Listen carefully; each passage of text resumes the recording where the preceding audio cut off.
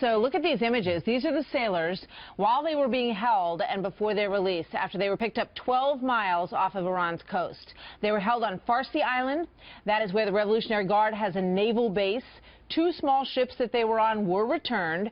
Now the Navy is trying to figure out what happened on board these vessels before these sailors were taken. So Garrett Tenney's live in D.C. with the latest now. Garrett, good morning. How are they doing, and what do we know more about how this happened? Yeah, Bill, by all accounts, they appear to be doing well. The Pentagon says there are no indications that any of the sailors were harmed during their detention or interrogation. You can see the group of 9 men and 1 woman here in these pictures taken shortly before their release this morning after being held overnight. Now, Navy officials are hoping to learn more about what happened and how the Iranians managed to commandeer the boats. What we know is that 2 U.S. Navy riverine boats were heading from Kuwait to Bahrain yesterday when officials believe at least one of the boats had some kind of mechanical issue and lost contact with the Pentagon. The boats ended up drifting into Iranian waters when they were detained by the Revolutionary Guard.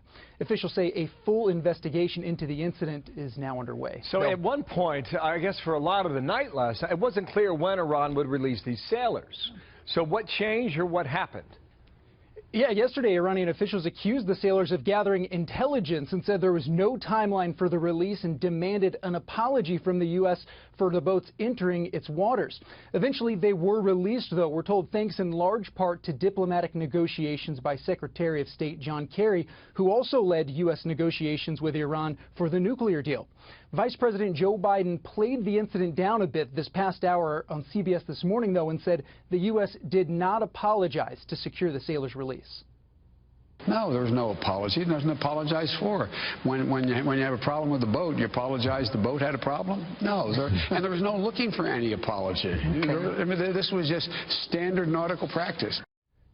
It's important to note that all of this, though, comes at a precarious time in U.S.-Iran relations. Iran is just days away from receiving $100 billion in sanctions relief as part of the nuclear deal.